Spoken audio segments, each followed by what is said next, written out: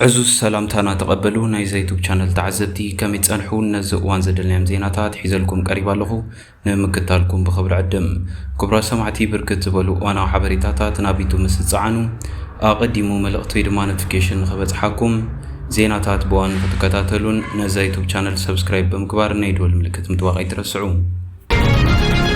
اب سودان حدا اقداس دلدل بزتفصمه متقعت عنيوم اب مبرقاو سودان غزات سماياو نايل اقداس دلدل تسبيرو ازي اب كبابي نيو فانغ زركب از دلدل باخوريز بحال كوينو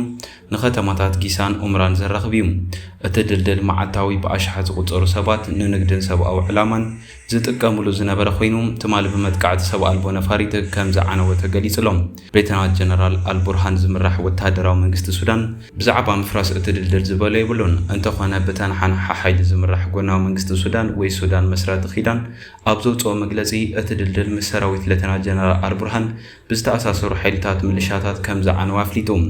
ابت مغلصي اتمتقعتي نمنقسقاس سلاموያን ሰባት ንግድን ተበጽሐነት አገደስ ተቀረበን መተዕነቃፍ ዝተፈጸመ ምዃን አብሪሁም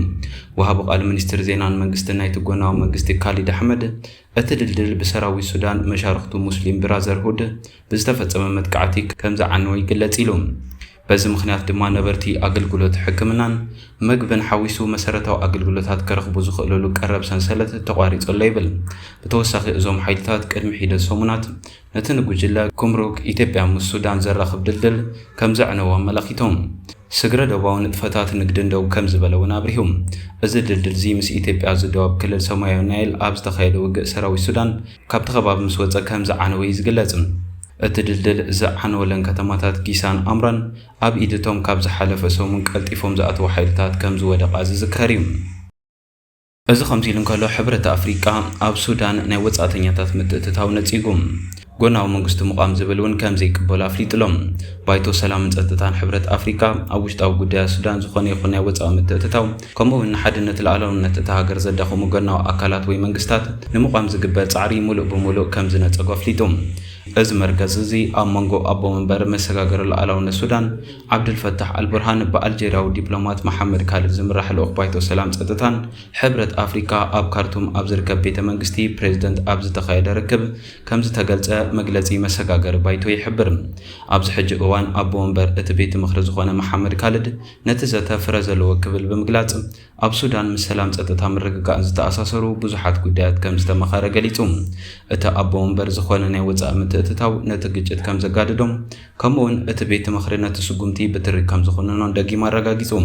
ካሊድ ወሲኹ እቲ ቤተ ምኽሪ ንሓድነትን ለዓላውነትን ሱዳን ኣብ ሓደጋ ዝእቱ ጎናዊ ኣካል ወይ መንግስቲ ንምቋም ዝግበር ጻዕሪ ከም ዘይቀበሉ ሓቢሮሎም ኣብ ሱዳን ነባር ሰላም ንምምዝጋብ እቲ እንኮ መገዲ ብዘተ ሃገራዊ ዕርቅን ድሌታትን ህዝቢ ሱዳን ዘማልእ ሓፈሻዊ ፖለቲካዊ ስምምዕ ምብጻሕ ይክብል ኣቦ መንበር ሱዳን ገሊጽሎም ምስ ጻዕርታት ሰላም ዝተኣሳሰሩ ስጉምታት መንግስቲ ካብ ካርቱም ስርሑ ከካይድ ምጅማሩን ዝደገፈ ካሊድ እዚ ስራሕ ትካላት መንግስቲ ንምጅማር ንዜጋታት አገደስቲ አገልግሎት ንምሃብን ወሳኒ ስጉምቲ ምዃኑ ገሊጹ መንግስቲ ፖለቲካዊ ኃይልታት መስርሕ ምስግጋር ዝያዳ ሓቋፍ ክኸውንን ኣብ ነጻን ፍትሓውን መረጻ ዝተመስረተ ሕጊ መንግስታዊ ስርዓት ናብ ዝመርሕ ሃገራዊ ምርድዳእ ክሰርሑ እቲ ኣቦ መንበር ጻዊዒት ኣቕሪቦም ትማል ሰንበት ቀዳማይ ሚኒስትር ሱዳን ካሚል ኢድሪስ ንልኡኽ እቲ ቤተ ምኽሪ ኣብ ዝሃቦ መግለጺ ዘተ ኣብ መንጎ ሱዳናውያን ኣብ ቀረባ እዋን ክጅመር ኢሎም ሱዳን ካብ ሚያዝያ 2023 ጀሚራ ኣብ መንጎ ወተሃደራዊ ሰራዊትን ሓይሊ ቁልጡፍ ስጉምቲ RSFን ዓናዊ ኩናት ትርከብ ብመሰረት ግምት ሕብራት ሃገራት በቲ ግጭት ብዓሰርተታት ኣሽሓት ዝቁጸሩ ሰባት ክሞቱ እንከለዉ ኣስታት 13 ሚልዮን ሰባት ድማ ተመዛቢሎም ከም ዘለዉ ይገልጽ እዚ ከምዚ ኢሉ እንከሎ ሱዳንን ስዑድ ዓረብን ስትራቴጂካዊ ምትሕብባር መስሪተን ሱዳንን ስዑድ ዓረብን ስትራቴጂካዊ ምትሕባርን መዋሃድን ላዕለዋይ ቤት ምኽሪ ዝብል ስምምዕ ተፈራሪመን እቲ ስምምዕ ብሚኒስትሪ ጉዳያት ወጻኢ ስዑድ ዓረብ ሎል ፋይሳል ቢን ፋራህን ሚኒስትሪ ጉዳያት ወጻኢ ሱዳን ሞህዲን ሳሌምን ኣብ ሪያድ ኣብ ዝርከብ ቤት ጽሕፈት ሚኒስትሪ ጉዳያት ወጻኢ ስዑድ ዓረብ ተፈሪሙ እዚ ስምምዕ ክልቲኡ ዝምድና ክልቲአን ሃገራት ናብ ዝለዓለ ደረጃ ዘብጽሕ ሓድሽ ትካላዊ ቅርጺ ዝፈጥር ምዃኑ ድማ ይንገር ብመሰረት ጸብጻባት ሚኒስትሪ ጉዳያት ወጻኢ ሱዳን እቲ ቤት ምኽሪ ን10 ቀንዲ መዳያት ዝሽፍን ኮይኑ ፖለቲካዊ ቁጠባ ኢንቨስትመንት ንግዳዊ ዝምድናታት ከምኡውን ካልኦት ናይ ሓባር ረብሓ ዘለዎም መዳያት ዝሓቆፈ እዩ ብተወሳኺ ቤት ምኽሪ ሓበራዊ ንጥፈታት ፕሮጀክታት መደባት ንምድህሳስ ንኽልቲኣው ምትሕጋዝ ዝያዳ ዝተዋሃደ ስርዓት ንምፍጣር ዝዓለመ ምዃኑ ተገሊጹሎም እቲ መግለጺ እቲ ስምምዕ ርክብ ክልቲአን ሃገራት ንምጥንኻርን ወግዓዊ ሽርክነት ንምጥንኻርን ዝዓለመ ምዃኑን እቲ ትኹረት ኣብ ልምዓት ጸጥታን ሓበራዊ ረብሓን ምዃኑን እውን አብርሂቡ እዚ ስምምዕ ድሕርቲ ኣቐዲሙ ኣብ መንጎ መራሕቲ ሱዳንን ስዑድ ዓረብን ኣብ ጸጥታ ምክልኻል ቁጠባ ጸጥታ ቀይሕ ባሕርን ምትሕብባር ምስፋሕ ዝተገብረ ስምምዓት እዩ ኣቐዲሞም ብሰንበት ክልቲኦም ሚኒስትራት ጉዳያት ወጻኢ ጉዳያት ሓበራዊ ኣኼባ ንምክትታል ፖለቲካዊ ኣመኻሪ ኮሚቴ ኣካይዶም እዮም ኣብቲ ኣኼባ ክልቲኣው ዝምድናታት ዞባዊ ምዕባለታት ከም ዝገምገሙ እውን ተገሊጹ እዩ መምስራት እቲ ሓድሽ ቤት ምኽሪ ኣብ መንጎ ካርቱምን ሪያድን ንዝህሉ ዝምድናታት ንምውሃድ ዝሰፍሐን ዘላቕን ቅርፂ ክፈጥር ድማ ትፅቢት ይግበር ናብቲ ኻሊእ ዜና ምስ ነምርሕ ኣብተን ቀዳሞት 3 ኣዋርሕ 2026 50,600 ኢትዮጵያውያን ሃገሮም ገዲፎም ናብ ስደት ከም ዝተሰደዱ ተገሊጹ ኣብተን ቀዳሞት 3 ኣዋርሕ ናይ 2026 50,600 ሰባት ብመንገዲ ምብራቓዊ ስደት ካብ ኢትዮጵያ ከም ዝወጹ ኣህጉራዊ ውድብ ስደተኛታት IOM ዘውፅኦ ሓድሽ ጸብጻብ የመልክት እቲ ትካል እቶም ስደተኛታት ኣማራጺ መንገድታት ከም ዝጥቀሙን ብነጋዶ ደቂ ሰባት ብብዝሒ ከም ዝምዝመዙን ጠቒሱ ብመሰረት እዚ ኣብዚ ሶም እዚ ብኣካል IOM ዝተዘርግሐ መረዳእታ ካብቶም ኣብ ወርሒ ሐምለ 2026 ናብ የመን ዝኣተው 13,687 ስደተኛታት እቶም 91 ሚእታዊት ኢትዮጵያውያን ምዃኖም ይገልጽ እዚ ድማ ኣብዚ ወርሒ ብብዝሒ ናብታ ብግጭት ዝተዋሕጠት ሃገር ዝኣተው ስደተኛታት ገይርዎም ኣለዉ ናብቲ ኻሊእ ዜና ምስ ነምርሕ ግብፂ ንኢትዮጵያ መጠንቀቕታ መሓላሊፋ ስርዓት ኣዲስ ኣበባ ኣብ ሩባ ኣባይ ተወሳኺ ሓፅብታት ንምህናፅ ይሓስብ ከም ዘሎ ጸብጻባት ምጽኦም ሲዒቡ ግብፂ ንኢትዮጵያ ኣብ ጉዳይ ምቁፅጻር ዋሕዚ ሩባ ኣባይ ተሪር መጠንቀቕታ መሓላሊፋ ካይራው ኣብ ዝሃበቶ መግለጺ ዝኾነ ይኹን ኣካል ንዋሕዚ ማይ ናይተን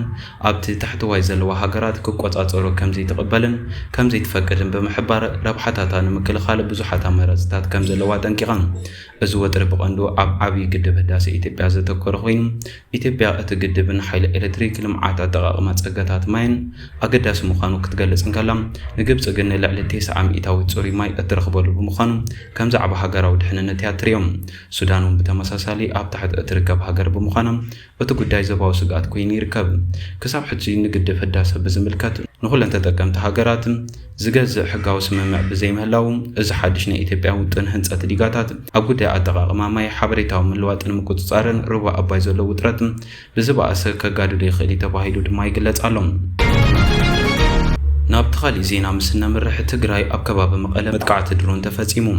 ሓይልታት መንግስቲ ፌደራል ኣብታ ካብ ርእሰ ከተማ መቐለ ኣስታት 12 ኪሎ ሜትር ርሒቓ እትርከብ ከተማ ኩሓም